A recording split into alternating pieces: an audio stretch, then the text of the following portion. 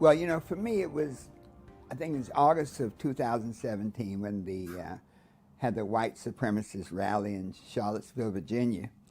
It really made me realize that the issue of racism had not been resolved, and it brought back memories of the Ku Klux Klan back in the 50s and the 60s, and they burn crosses and intimidate people.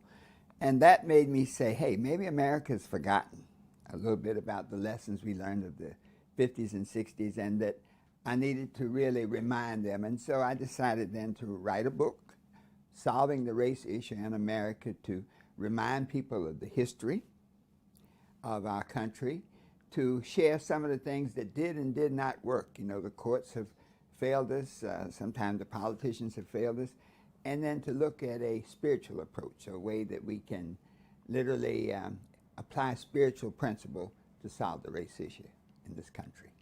I got a scholarship to go to Columbia University, an Ivy League school in New York City, in 1960. And one holiday I was coming home from New York to North Carolina, and in those days the buses came from the north to Richmond, and they stopped in Richmond because in Richmond the segregation took effect and black people had to sit in the back of the bus.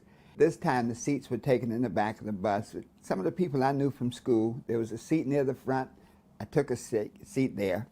A young lady got on from school and sat next to me, a white lady, and as we began to go south, I became more and more afraid, because I knew in the South at that time, we were talking the early 60s, that a black man sitting next to a white woman talking to her might not be a good thing. And so as we pulled into the bus station in Richmond, I was so panicky, I literally grabbed my suitcase from the overhead rack, ran off the bus, ran around the back of the bus station, and really just cried because I was so afraid. And that really, really made racism and what was going on in America hit me right here in the heart.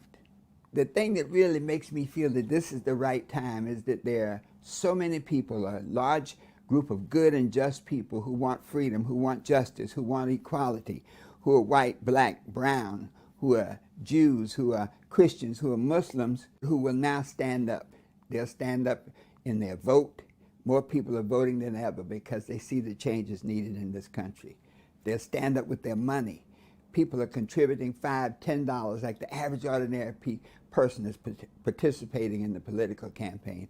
And people are really participating with their feet. They're moving together until we can all realize really the vision of Dr. King when he said, free at last, thank God Almighty, we're free at last.